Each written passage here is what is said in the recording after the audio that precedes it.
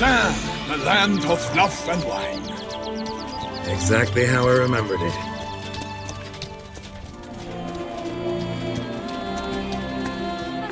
You will find Beauclair has changed some these past years. Walk about when you have the chance. You will see for yourself. To me, place always seemed straight out of a fairy tale. Knights errant, elven palaces. You insinuate that we are somehow odd? I shall prove you wrong. This I pledge on the Heron.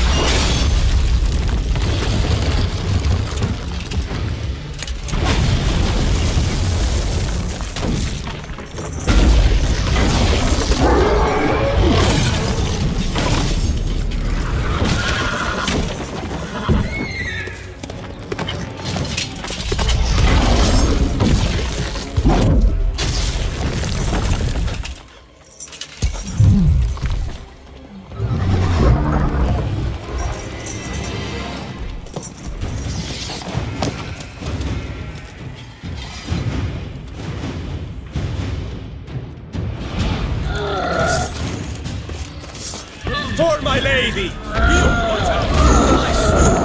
I'd kill a monster! All for one and one for all!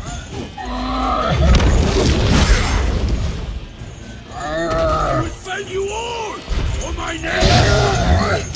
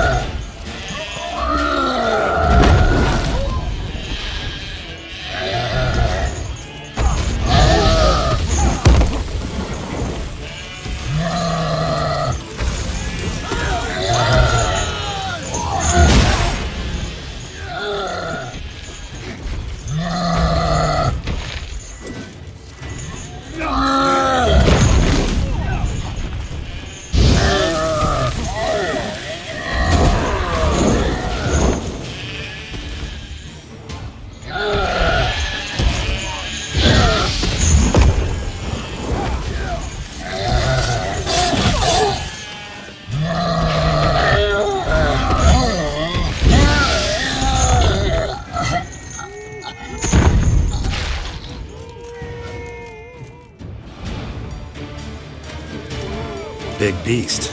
Tackling it single-handed? None too wise. Neither is love born of wisdom, Witcher. So, Guillaume, out with it. Which fair damsel inspired you to vow to kill that filth? The most beautiful among them. If he wishes to guard her name a secret, he need not reveal it. You I do not know, sir, nor seem you a knight, yet still I am profoundly grateful, nay, indebted to you for your succor. This trophy, sir, is yours.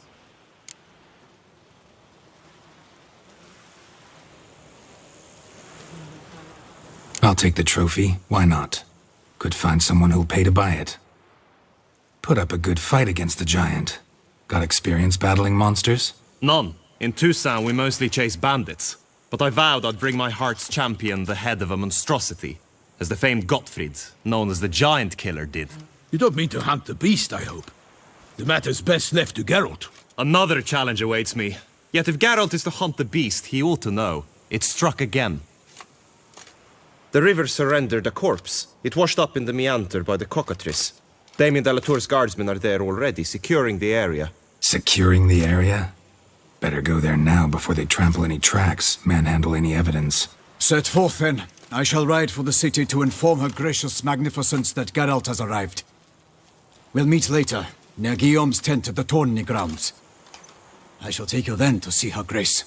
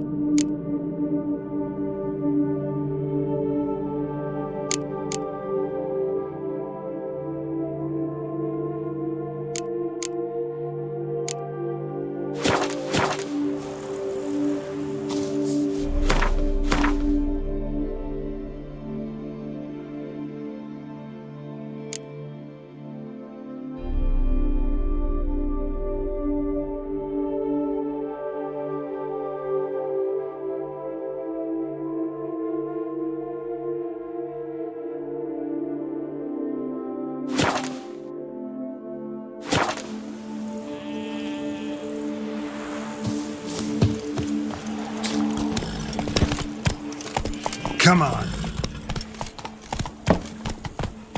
Brave kid, Guillaume.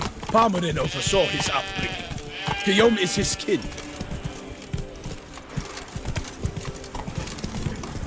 Slower.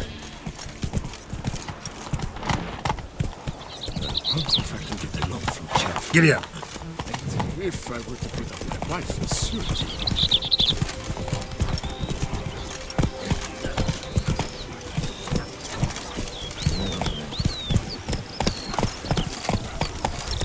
Can't get used to the way you knights talk, especially how you switch back and forth between flowery and, well, near normal. We are knights errant, in the service of her gracious magnificence. When we appear in her name or speak on her behalf, we are bound by tradition.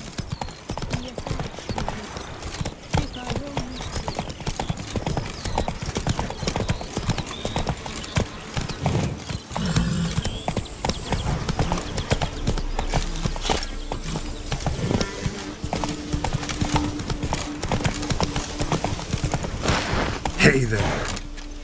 No one here.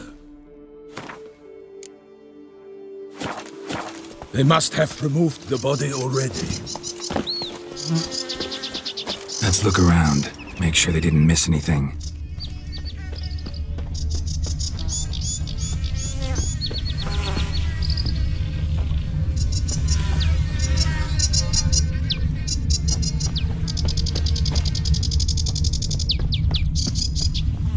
Hobnailed boots, multiple sets of prints.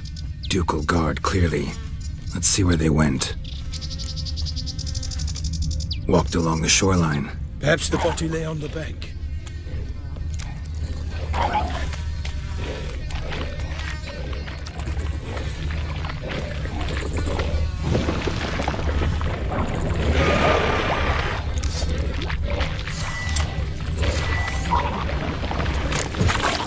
Got guests. Careful.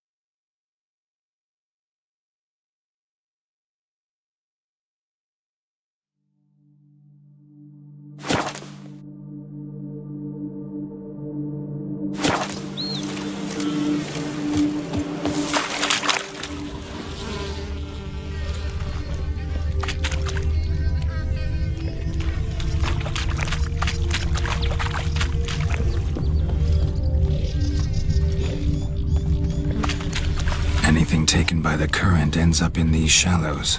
Yes, the stench is fierce.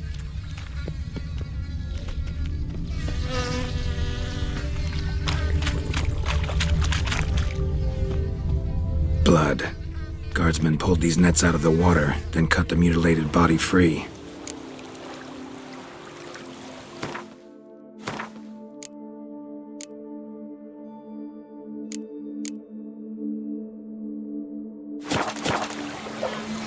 Gonna dive in, make sure they didn't miss anything.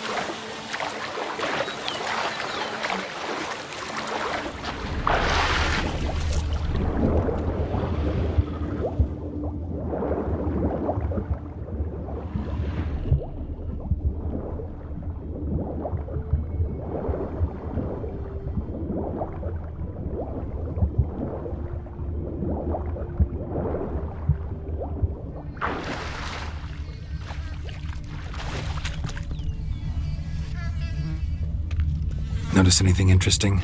Alas, nothing.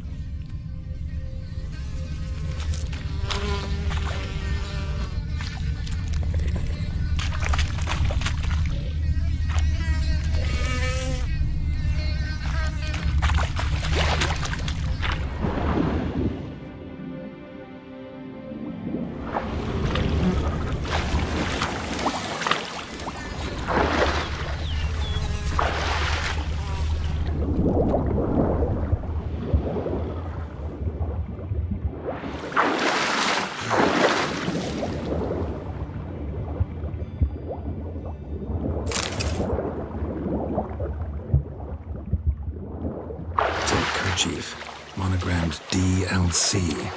A noble's accessory, clearly. Need to comb the bank.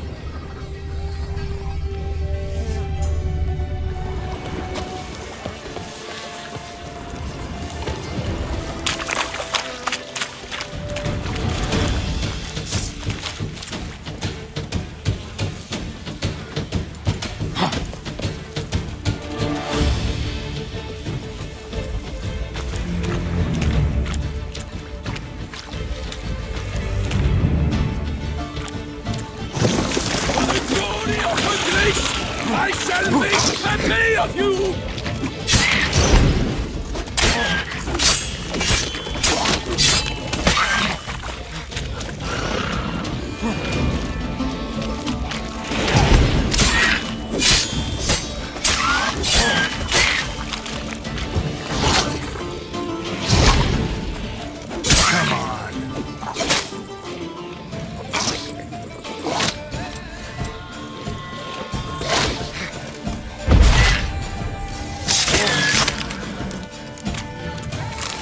By the smell of blood.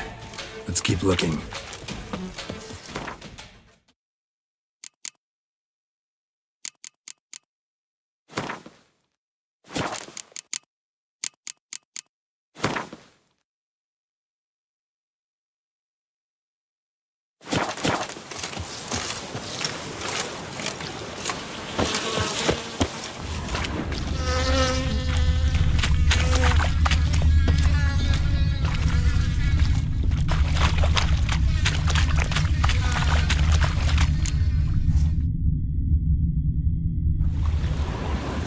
Look, a boat was launched here.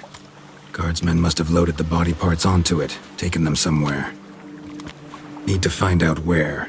I'd like to look at the corpse before it starts to decompose. The inn. Its patrons must have seen the guardsmen, which direction they took. We should ask there.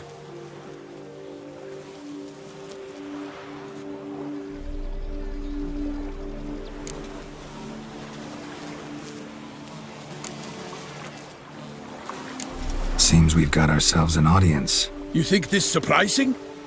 The locals will tell the children of children they do not have yet, of the day a quartered corpse was pulled from the river.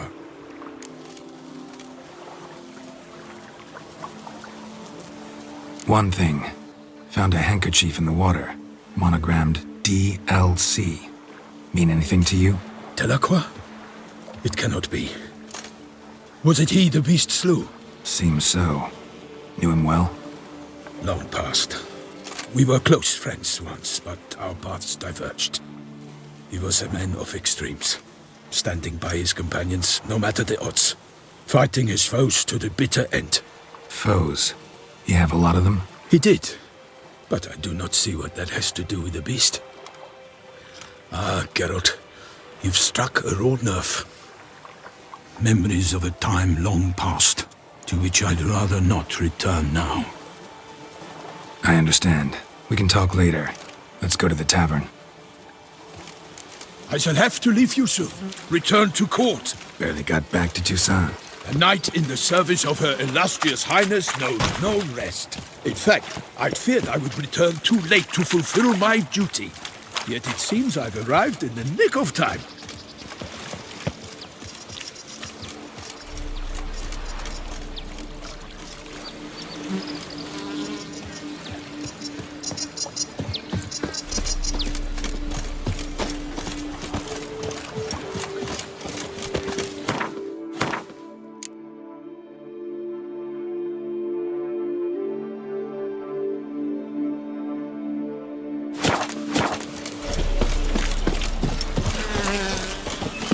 Once you have finished examining the corpse, be sure to report to Anarietta. Anarietta? Her Grace, the Duchess. I forget myself at times. We address each other by our first names in private. Never in Pomrin's presence, however. He finds such familiarity offensive. Rolling on an empty stomach. A watering hole for traders, smugglers, boatmen. But you will find no better crayfish chowder in all Toussaint. How's your service? What? With no lads brave enough? He saw a few beasts. Bravery slashed off highest beast.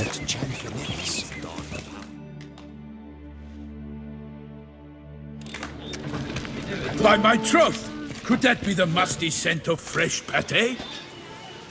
Naught else, Sir de Peyrac Parent.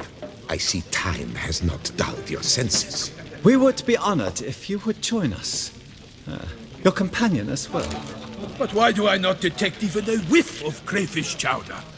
No soup today, on account of there being no crayfish. I reckon you've not heard, but all I caught was a corpse. I awoke at the crack of dawn, as I do each day, but when I looked up, I beheld a blood-red sky. This corpse is precisely why we're here. For the man whom you've invited to join you at the table was summoned from a far-off land by Her Gracious Magnificence. He is tasked with tracking and killing the beast. We invited 2 men to join us, yet since Sir de Peyrac Parent in temperament is more akin to hare than hound, I surmise the other is the hunter. With whom do we have the pleasure?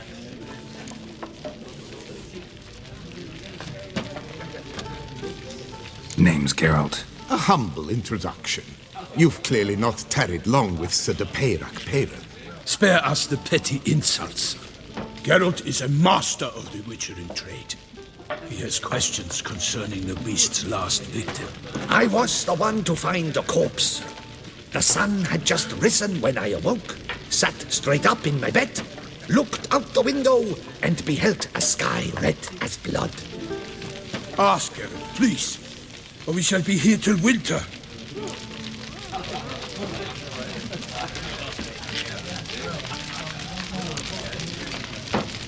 Must have been early in the morning. Went to check your nets and then... I stepped out of my hut and saw... By my troth, to the point, man. You found a body ensnared in your crayfish nets. We know this already. What happened then? Did you see anyone nearby? Did you spy anything noteworthy? Anything at all? Not a soul around, just me. As for noteworthy... well... What did you see? But be warned, if I hear the sky was red again... I saw a head bobbing, eyes bulging, the tongue blue and popped out. Next to it, a hand rocking upon the water. Get a good look at the body parts? They gave me such a fright. I bolted to town fast as my legs would take me, then returned with guardsmen who told me to keep out of their way. They had a hard haul. The parts were so tangled up in my nets, they were forced to cut them.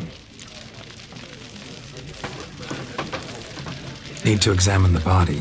Know where they took it? They ferried it across, then loaded it on a cart and hauled it to a cellar at Corvo Bianco to keep it cool, see? What? Why, Corvo Bianco is Baron Russell's estate. When he learns they've turned his cellar into a morgue, he'll set his hounds on them. While you were gallivanting about the north, his vineyard was auctioned off. Who was that? Woman who just left. Didn't see her before. Didn't notice her walk in either. Doubtless Linnis, the innkeep's daughter. But hold, Geralt, because this is an outrage. Roselle's vineyard was auctioned off? Inconceivable. It is no secret the Baron had gambling debts up to his ears. It finally came time to collect. His creditors auctioned off his property. The Ducal Chancellery bought it, in fact. Roselle now bunks with his brother in Vicofaro. I told Roselle he'd get his comeuppance. How long can one draw on past heroics? His creditors must finally have to find that his promises meant nothing. Such are the times. Today's knights are pale shadows of the heroes of yore. It's true what they say. God sent the beast to punish us for straying from the old paths.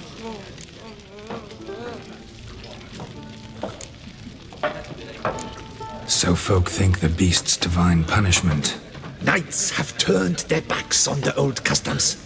Where they were defenders of the duchy, they're now defenders of their own tushes. Why, you insolent... Let him talk.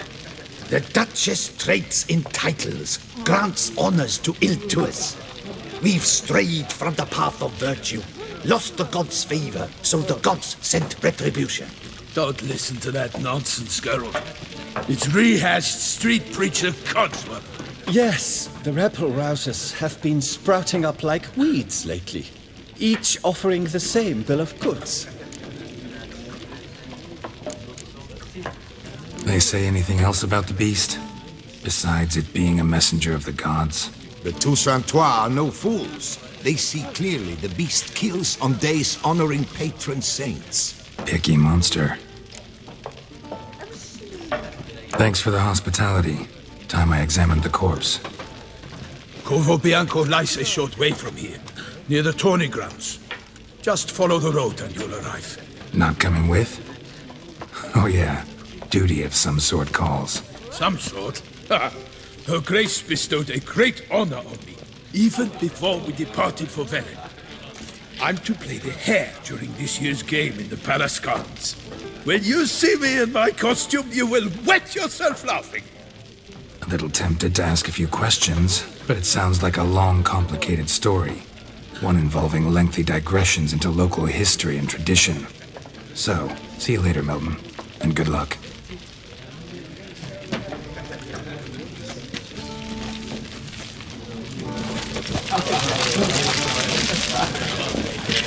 Oh, dear fellow, with a bishop like that, you must...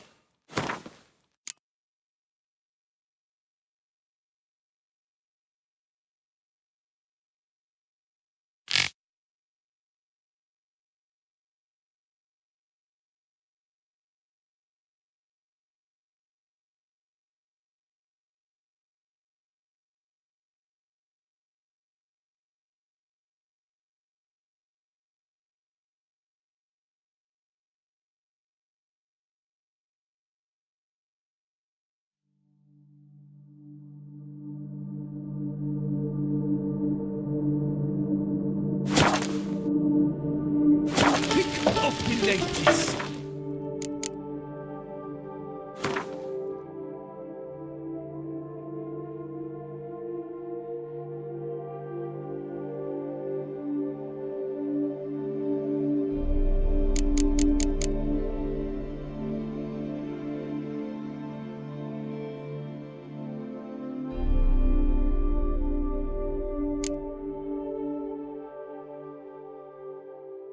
Thought it was just a pile of rotten meat till it started to move. Thibaut from Beauclair.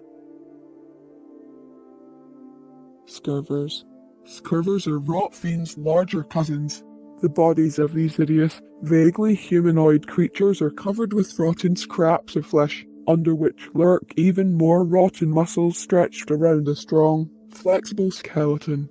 Scurvers, which feed on old, rotting corpses, prefer to make their hunting grounds in abandoned torture sites, forgotten graveyards and old battlefields. They are very aggressive and, though they feed on corpses, if they come across a living person, they are likely to attack. Thus, when wandering near any of the above-mentioned places, one must be especially cautious. Scurvers usually feed underground, but sometimes, when they catch the scent of a human, They crawl to the surface in a matter of seconds and attack their potential prey. While fighting them, one cannot afford to forget about their special bony spines, razor-sharp protuberances sticking out from their skeletons. When the Scurver is near death, the gases and enzymes gathered within its body cause it to explode, flinging these spines out at great speed, turning them into one less deadly weapon in their arsenal.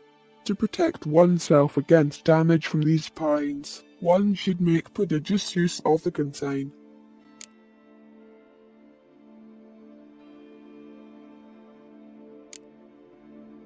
Golyat. According to legend, Golyat had once been a knight who violated his vows, for which he was punished by the Lady of the Lake. Transformed into a giant, he fled into the mountains and would only descend into the inhabited knoll and swim. Hunger forced him to it.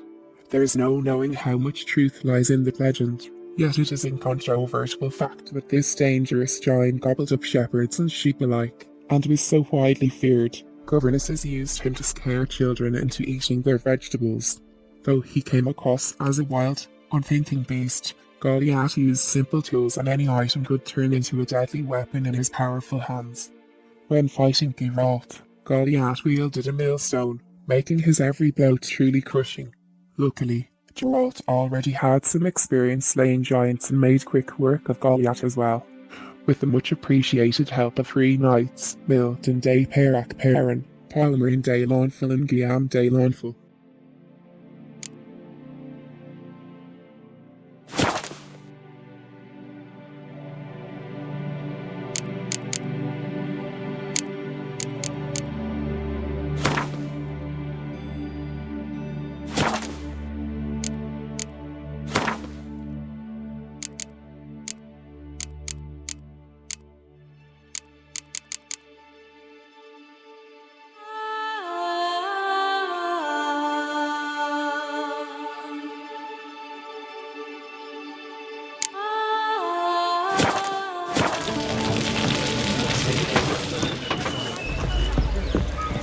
How fares your health, sir?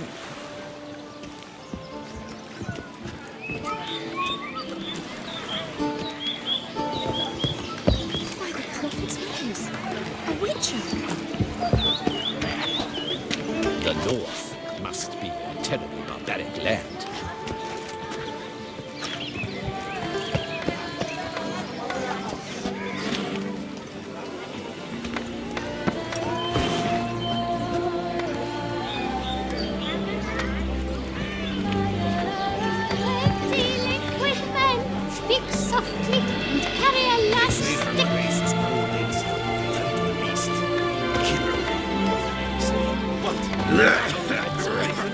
Of course we have. But bravery's not enough against the beast.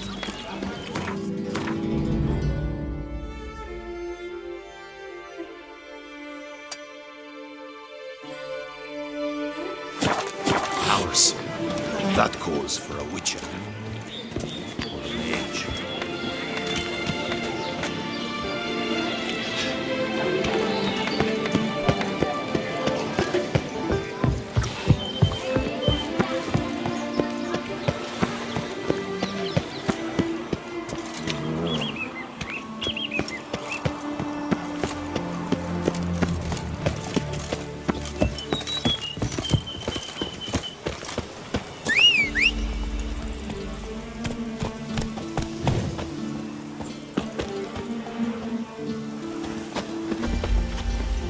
Let's go!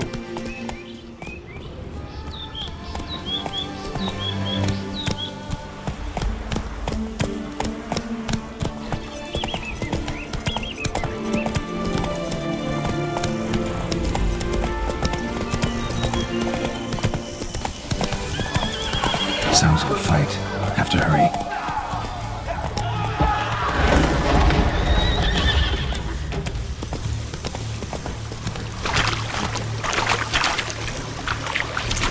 Run, Roach.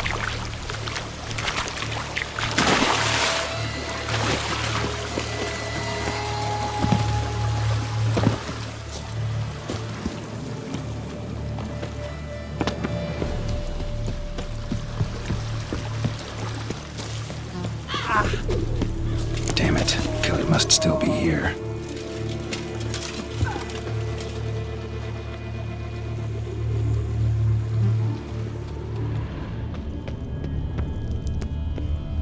Busted ribs, blood from the ears.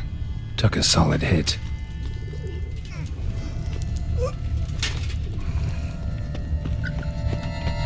In the cellar, gotta be.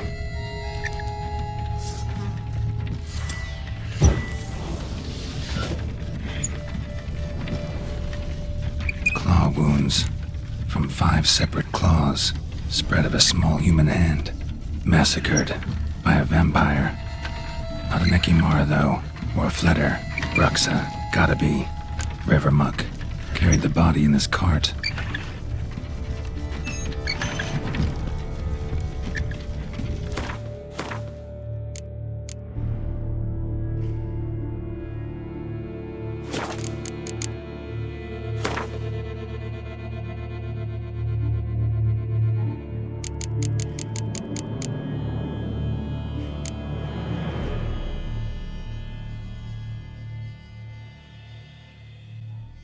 If you must travel through the woods, stay clear of any places where you can hear several different kinds of birds at once. That sound means you're entering the Bruxae territory and can kiss your life farewell. Anonymous piece of advice. Bruxae. Fortunately for us all, Bruxae are rare creatures. Most live far from population centers, for they care greatly for their own safety and make their lairs in places where they cannot be taken by surprise. Those who decide to live near men avoid crowds and emerge from their shelters only at night. When they do, one could almost mistake them for delayed travelers hurrying towards their night's lodging, yet subtle details give them away. Their close ties to birds, their piercing voices, and the breathtaking speed of their movements. Bruxae are far swifter and stronger than men, but their greatest asset is their ability to turn invisible. Bruxae dart about with uncanny speed, and with their power of invisibility they can easily confuse opponents and attack unexpectedly or from behind. Thus, when fighting these vampires, the Moondust Bomb is a great aid. While it cannot eliminate the vampire's invisibility altogether, it can make it easier to track its motions. A generous smearing of vampire oil is also effective. Bruxae use their sharp claws to attack and can easily break through an opponent's guard by buffeting him with a hail of blows from all directions. They will try to bite their prey and drink its blood once it is weakened, so every witcher who expects to encounter such a monster should swallow a black blood potion beforehand. Bruxae are also known for their sonic attacks, which knock down and stun their prey.